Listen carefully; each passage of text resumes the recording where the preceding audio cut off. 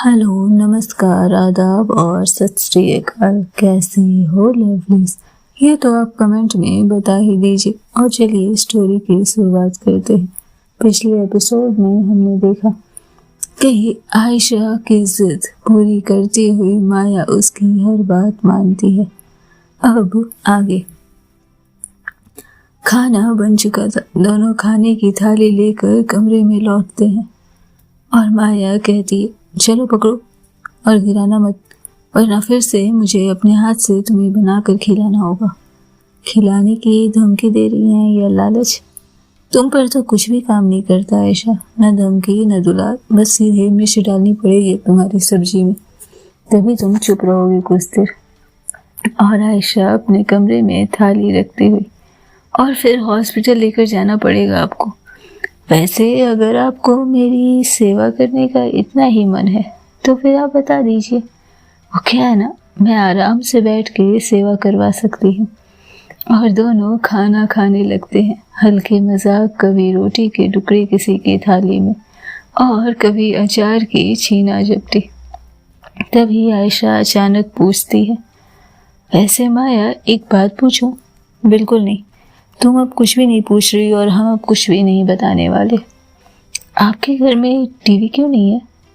और माया उसकी तरफ देखती है। तुम हो ना, पूरी सीरीज चलाती रहती हो, action, drama, comedy, romance. Ayesha रोटी फिर से रखने की एक्टिंग करते हुए, बस अब और नहीं खा सकती मैं, इतना हो गया। और माया चिढ़ते हुए, मेरे घर में अनाज का अपमान नहीं होता, तो जितना तो आपकी थाली में है वो तो आपको खाना पड़ेगा। और आयशा धीरे से मुस्कुराते हुए, सच में ये औरत जेल में रहती और इसके साथ रहना जीवन में सबसे कठिन काम है। और माया ने खाते हुए कहा, वैसे तुमने जो भी कहा मैंने सुन लिया। और आयशा अपनी नजरें झुकाकर फिर से खाना खाने लगती है। थोड़ी देर के बाद का समय, आयशा अपने कमरे में थी और माया बाहर बैठी अपने लैपटॉप पे जाने कौन से कहानी के किस किरदार को आकार दे रही थी। वो आकार जाने कितने घंटों से राजी था। और माया की अनुपस्थिति में आयशा कभी अपने कमरे में लेटती, कभी फोन पर कुछ गेम खेलती। ये समय जैसे उसके लिए काटे नहीं कट रहा था, लेकिन जानती थी वो कि हर वक्त माया को परेशान नहीं कर सकती थी। और तभी उसके फोन की घंटी बजती है। झट से फोन उठाते हुए उसने देखा, पूजा कॉलिंग। आयशा धीरे से फोन उठाती है, खुद को कंबल में लिपटी हुई। हेलो, अबे तू ठीक है? कितनी बार कॉल किया, कल भी आज भी, कहाँ है तू? कुछ नहीं, बस तबीयत थोड़ी नासाज हो गई है। और तू हॉस्पिटल में है?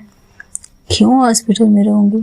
तो तू अपने घर पे भी नहीं है बेटा, मैं तेरे घर से होकर आ रही हूँ। हाँ पता है, मैं अपने घर पर नहीं, मैं किसी और के घर पर।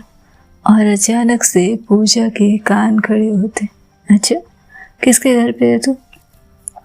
मैं माया के घर पे हूँ। तू पागल हो गई है? तू सच में अभी भी वहां जा रही है? देख, तू जैसा सोच रही है वैसा कुछ नहीं। और आयशा हंसने की कोशिश करती है। और पागल तो मैं कब की हो गई हूँ? पूजा कहती, क्या मतलब, साफ साफ बता। और ये क्या बहाना है? नौकरी छोड़ दी, रिपोर्ट वायरल, बॉस ने पोस्ट किया, मैं सब देख रही हूँ। अब तू बताएगी कि ये नौकरी छोड़ने का क्या मसला है? आयशा धीरे से, क्योंकि जो छपा वो मेरा लिखा नहीं था पूजा। वो तस्वीर, वो शब्द, वो सब मैंने नहीं लिया था। पूजा पल भर को चुप। मतलब तूने नहीं लिखा वो जो मैगजीन में था, वो आर्टिकल जो तेरे नाम से पब्लिश हुआ? नहीं, मेरी बातों को काट छांट कर कुछ और बना दिया गया। और जब मैंने सवाल किया तो उन्होंने कहा, ये बस एक प्रोजेक्ट है आयशा, इमोशनल मत बनो। पूजा थोड़ी देर चुप रहती है और फिर धीरे से, और इतनी सी बात पर तूने नौकरी छोड़ दी? नौकरी बहुत कम लोग करते हैं पूजा, पर जो ज़मीर में जले वो कैसे करे अपना काम, ये बता। पूजा एक लंबी सांस लेती और बेहद नर्म आवाज में, तुझे पता है ना, तू बहुत बदल गई है आयशा। पहले कोई तेरे शब्द से हिलता था और अब तू ही अपनी जुबान से हिल रही। ये पहली बार नहीं है जब किसी आर्टिकल के शब्द को काटा गया है, उसे कुछ और रूपांतर किया गया है, लेकिन तूने इसकी वजह से नौकरी तक छोड़ दी।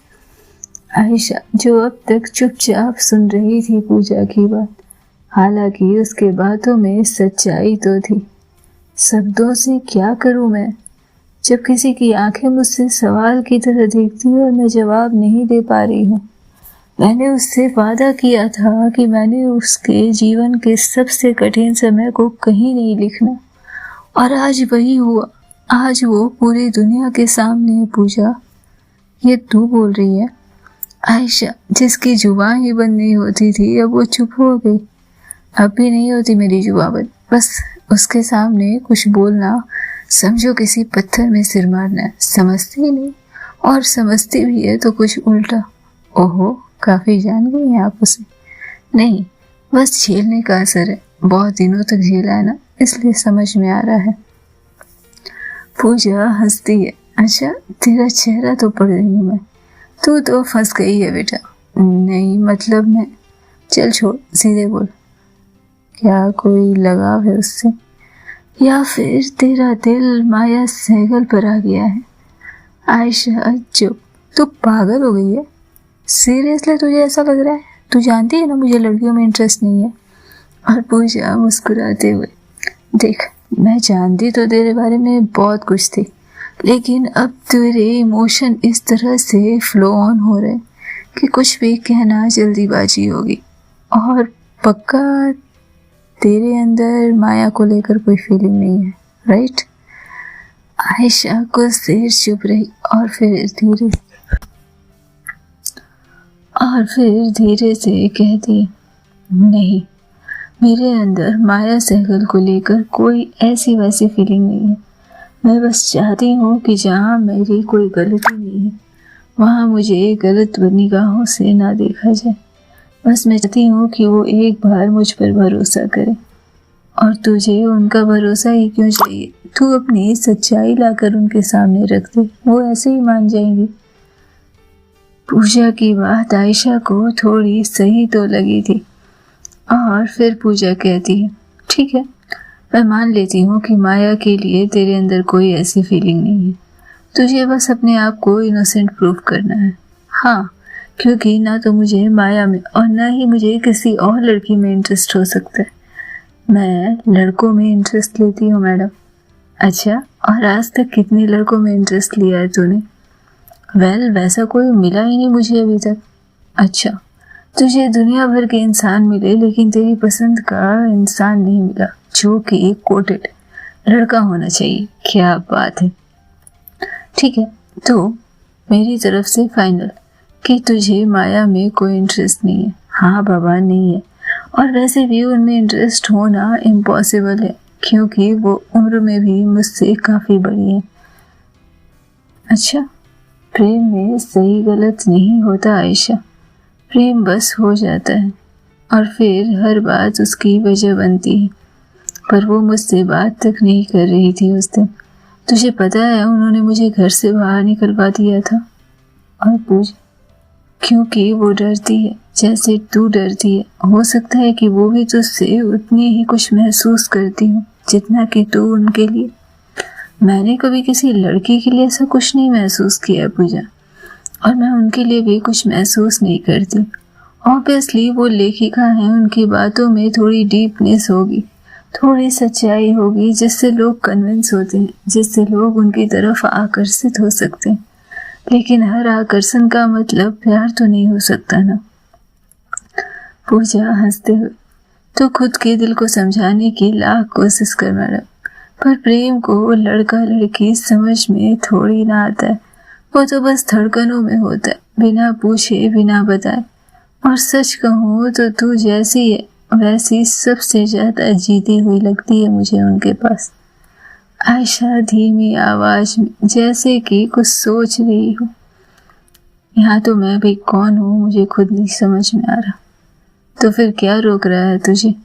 कुछ नहीं, क्योंकि मेरे अंदर कोई ऐसी फीलिंग नहीं है। और तू अब बकवास बंद कर, बस मुझे गलत साबित नहीं होना है।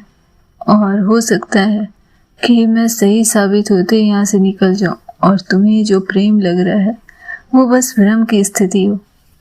थोड़ी देर चुप रहने के बाद हंसती है पूजा। अगर भ्रम ही है तो कभी कभी भ्रम को भी जी लेना चाहिए। हो सकता है कि भ्रम ही असली सच्चाई हो और प्रेम सबसे अविश्वसनीय ताकत। जैसे आप इसलिए नहीं आजमा पाए क्योंकि आपने सबसे सच्ची चीजों को भ्रम के बक्से में बंद कर दिया हो। ओहो, क्या बात है, पूजा मैडम फिलॉसफी दे रही है। क्या बात है, पता है आजकल सब मुझे तेरे जैसे ही मिल रहे हैं, सब मुझे फिलॉसफी दे रहे हैं। तू राइटर की संगत से बाहर निकल, फिर सब तुझे कुछ अलग भी मिलेंगे। तू ना पूजा? हाँ, मैं हूँ एनोइंग बेस्ट फ्रेंड, और ये कहने आई थी कि तू जैसी है वैसे रह, बस किसी की छाया में मत खो जाना। माया को अगर तुझसे फर्क पड़ता है तो वो फिर तुझे पता चल जाएगा, और अगर नहीं पड़ता तब तो खुद ही तू मोड़ लेगी, है ना?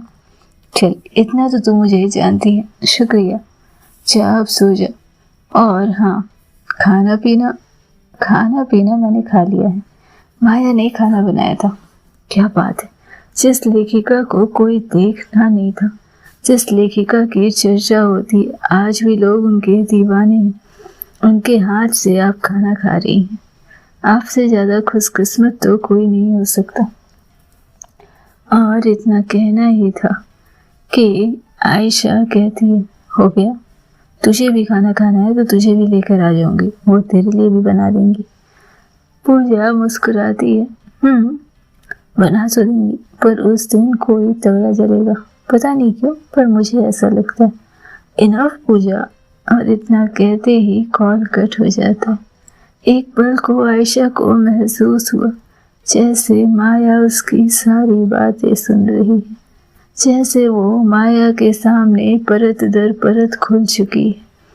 और इस बात का उसे डर था, लेकिन दूसरे ही पल उसने सुकून पाई, क्योंकि माया अब भी अपनी जगह पर बैठी अपने काम में मगन थी। थोड़ी देर के बाद मीर दीदी गेस्ट रूम में आयशा के सारे गीले कपड़े को सुखा कर लेकर आती हैं, और इसके साथ ही गेस्ट रूम में उसे रखते हुए, लगता है मैडम के कपड़े भी अब यहीं के हो गए। वो आयशा के कपड़े को अलमारी में रखती है और खुद ही मन में सोचती है।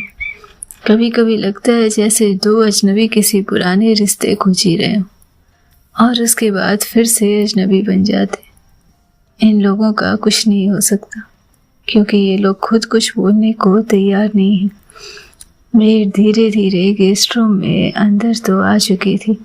सजी हुई अलमारी के साथ आयशा के कपड़े और उसके सारे सामान को व्यवस्थित किया गया। तभी माया उस दरवाजे पर चुप खड़ी थी। उसकी आंखों में कोई सवाल नहीं, कहीं आयशा फिर कब जाएगी, ऐसे कोई जज्बात दिख रहे थे। और मीर धीरे से मुस्कुराकर, मैंने आयशा के लिए गेस्ट रूम तैयार कर दिया है मैडम। आजकल ये घर फिर से घर लगने लगा है। माया बस सिर हिलाती है, बोलती नहीं, पर जब दीदी कमरे से जाती है तो वहीं उसी कमरे में खड़ी रह जाती है, गेस्ट रूम के दरवाजे पर, जैसे कि उम्मीद उसकी कोई ड्यूटी हो और उसे पूरा करना माया के लिए बेहद जरूरी।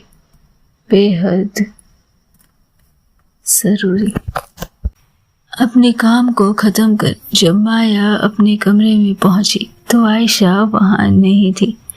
माया अपनी किताब को सहेजते हुए आखिरी पंक्ति को अलमारी में रख देती, पीठ सीधी, चाल सहमित, मानो हर चीज की एक निश्चित जगह थी उसके जीवन में।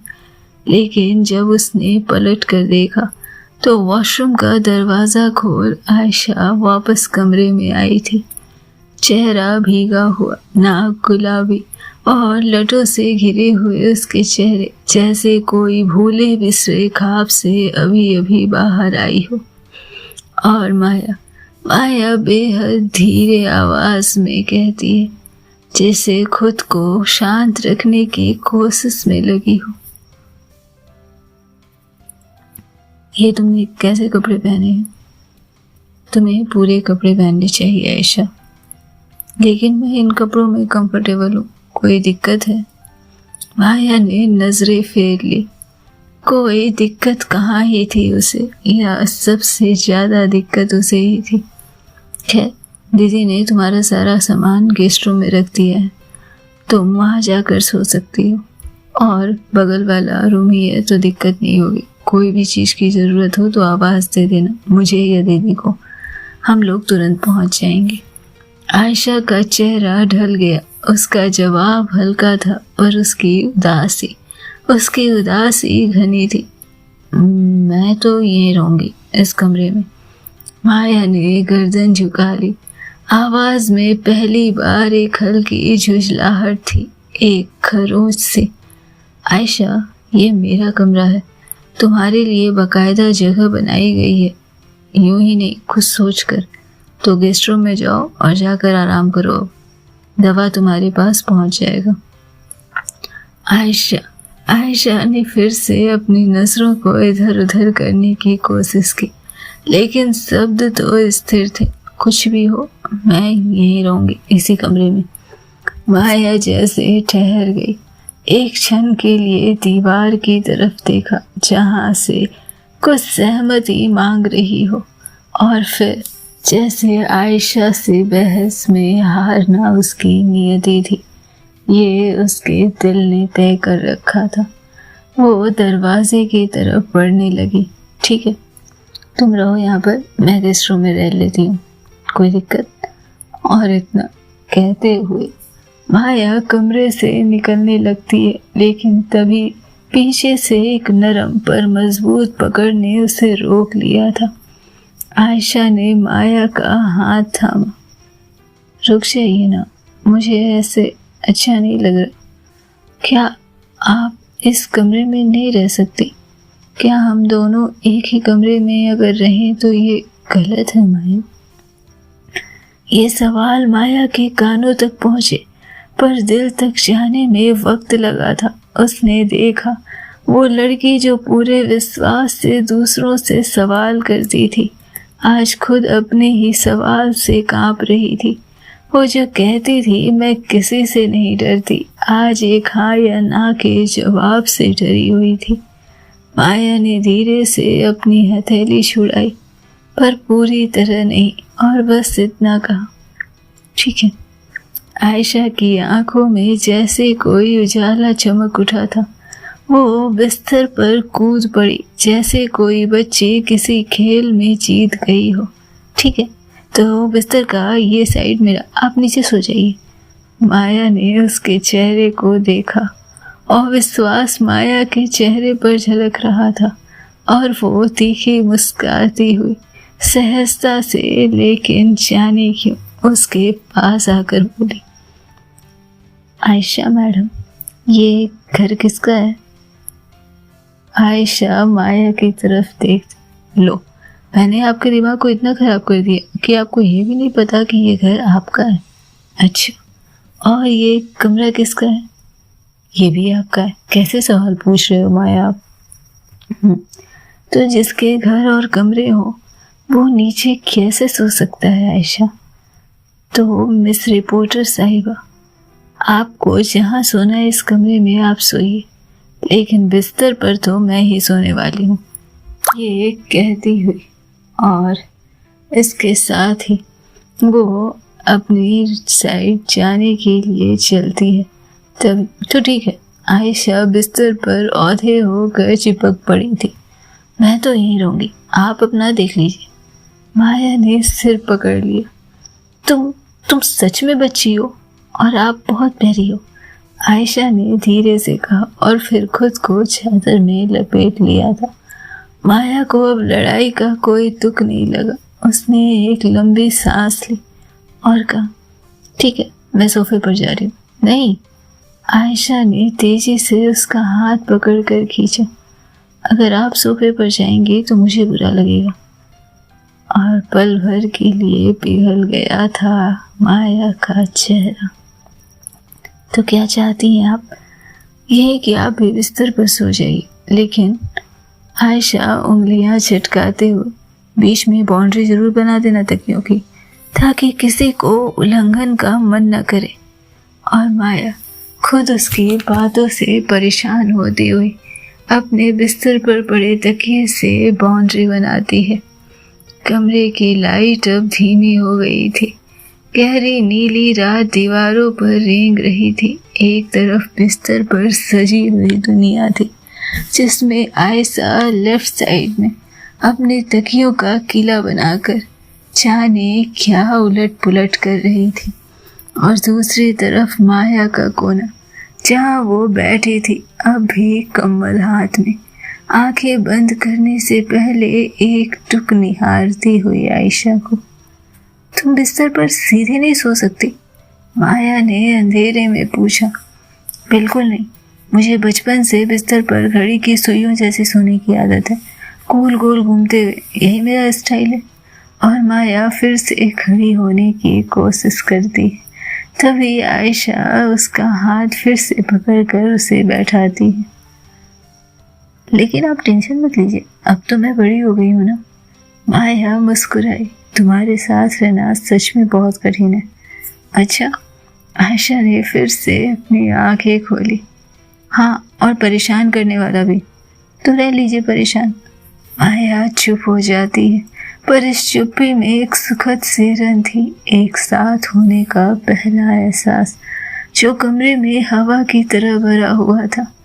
आयशा की नींद जैसे माया की चुप्पी से गहरी हो रही थी, और माया वो बस सो नहीं पा रही थी। वो समझ रही थी कि ये लड़की जो उसके बगल में सो रही है वो कोई कहानी नहीं, बल्कि एक रहस्य है। ऐसा रहस्य जिसे जितना छुआ उतना ही वो उसके भीतर उतर जाएगी। और जाने इसके लिए आयशा के लिए माया को कितना सफ़र तय करना पड़ेगा। दीवार पर खिड़की से आती चांदनी किसी पुराने चित्र की भांति चमक रही थी, शांत, पर कहीं एक अनकही लय ली हुई। माया ने अभी तक तकियों की बाउंड्री पर हाथ नहीं फेरा था, और उसके पीछे से आयशा का उठता सिर उसे नजर आ रहा था। नींद तो दूर दूर तक उन आंखों में भी नहीं थी, बल्कि शरारत आंखों में बैठी थी, एक मासूम और खतरनाक शरारत। आयशा अचानक माया की तरफ झुकती हुई उसके बेहद करीब होती हुई वह कहती है, क्या आप जानती हैं, मैं बचपन में बहुत शरारती थी, और अब तो क्या ही बताऊं, अब तो मैं पहले से ज्यादा शरारती हो गई हूँ। माया उसकी तरफ देखती हुई, चलो तुम्हें एहसास तो है कि तुम बचपन और अभी भी जैसी की तैसी हो। और वो कहती, नहीं, मैं शरारती बचपन में थी, और तब बचपन वाली शरारत करती थी। अब तो मैं बड़ी हो गई हूँ ना, तो अब मेरी शरारतें भी बड़ी हो गई है।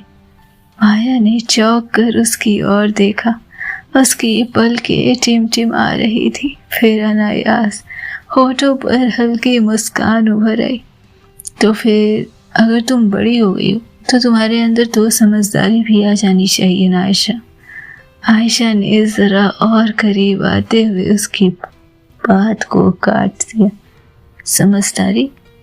वह धीरे से मुस्कुराती है, मानो कोई रहस्य खोलने वाली हो। कहा तो अभी, अब बड़ी हो गई हूँ ना, ट्रस्ट में, मैं बड़ों वाली बहुत सारी हरकतें कर सकती हूँ। ये कहते हुए उसकी आवाज में एक चंचलता थी और आंखों में एक तीखी चमक। उसकी सांस जैसे माया के कंधे से टकरा रही थी, गर्म धड़कनों को भड़काती हुई।